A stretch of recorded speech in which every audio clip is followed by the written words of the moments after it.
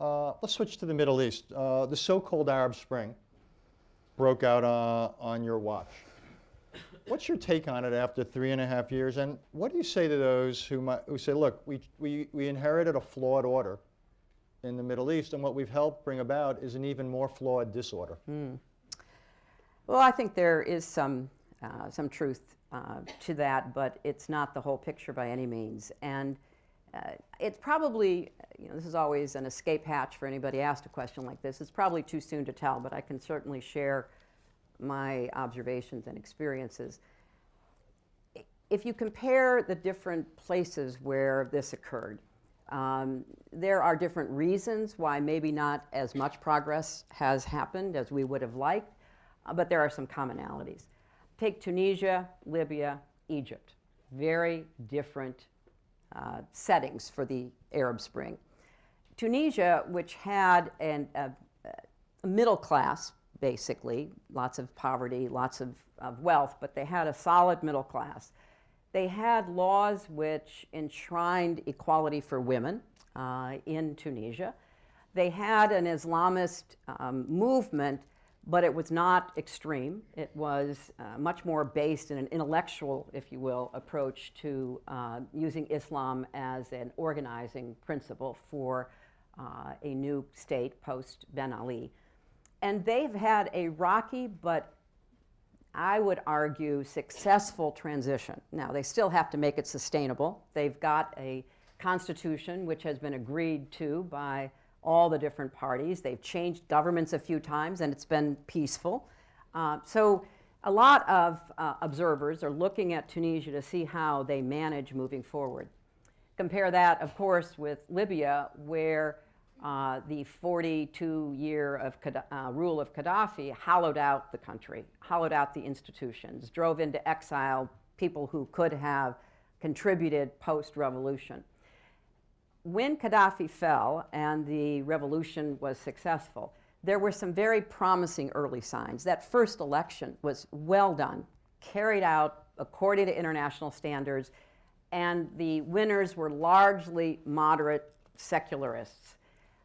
And then what happened is when you can't perform the most basic function of a state, in other words, provide security, you're going to have all those tribes who had allied themselves predominantly with the rebels trying to figure out what's in it for them. And I've met some of them. And they were united by their hatred of Gaddafi, but little else. And so now there's an effort to try to assert state security over this range of militias and tribal organizations. So the jury is out. We don't know. It's a rich country. It has the resources. If it can get itself organized, it's supposed to have an election toward the end of this month. We'll watch. Compare that to Egypt. The revolution in Egypt was leaderless. It truly was run by young people. They were motivated and organized through social media, but they were not political. And when I went to Egypt shortly after the fall of Mubarak, I met with several dozen leaders, so-called leaders of the Tahrir Square Revolution. And I asked them, I said, well, so who's going to run for office if there are elections? Well, we don't do that. Well, who's going to organize a political party? That's not our job. Our job was to protest, demonstrate, and bring down the dictator. I said, well, you realize there are only two organized forces in Egypt, the military and the Muslim Brotherhood. Oh no, others will rise up. There will be an election that will validate the revolution. I was pessimistic and I think realistic. We had quite a exchange, some have called it a shouting match, because I was just appalled that there was no political element to this revolution. Fast forward, we went through the Muslim Brotherhood, we went through the uprising orchestrated by the military to remove the Muslim Brotherhood, and now the military is back. And Egypt faces an enormous amount of internal opposition and I think extremism, so we'll watch. We'll see how that But given unfolds. what you just said, did we not, maybe should we have been a bit slower in our haste to push out Mr. Mubarak? You mentioned in the book your concerns about that and your support for some of what Frank Wisner was trying to do. Or in the case of Libya, if we were going to participate in the ousting of Gaddafi, ought not we have been prepared to have done more in the follow-up, almost Colin Powell's rule about Pottery Barn? We helped break it, but we didn't really help put it back together. Well, on Libya first, that's not accurate. We did try. We tried very hard to help them secure their borders, to help them follow our advice along with our European and some of our Arab colleagues in the action against Gaddafi, to begin to assert security. That is a perfect case where people who've never had that opportunity to run anything, manage anything, even participate in meaningful politics, understandably are not even sure what questions to ask, let alone what answers to take.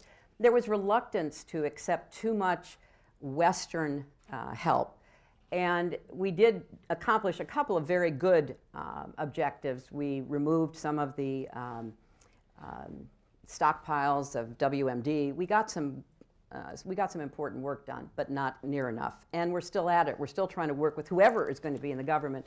On Egypt, you're right. I detail in the book, I had a lot of apprehension about just throwing Mubarak out of office, not knowing what was going to come next, or not helping to prepare a more orderly transition. And I was the one who suggested, along with Bill Burns, that we send Frank Wisner, who knew Mubarak well. I also called the Sultan of Oman, who knew him well. I was trying to urge other voices to tell Mubarak to move more quickly to demonstrate, number one, he would not run again. Number two, his son would not run again. Number three, there would be a process of inclusive consultation that could lead to reform. We couldn't persuade him to do that. And at a certain point, the president and other leaders spoke out and said he had to go. But I remained apprehensive about what would follow. You describe in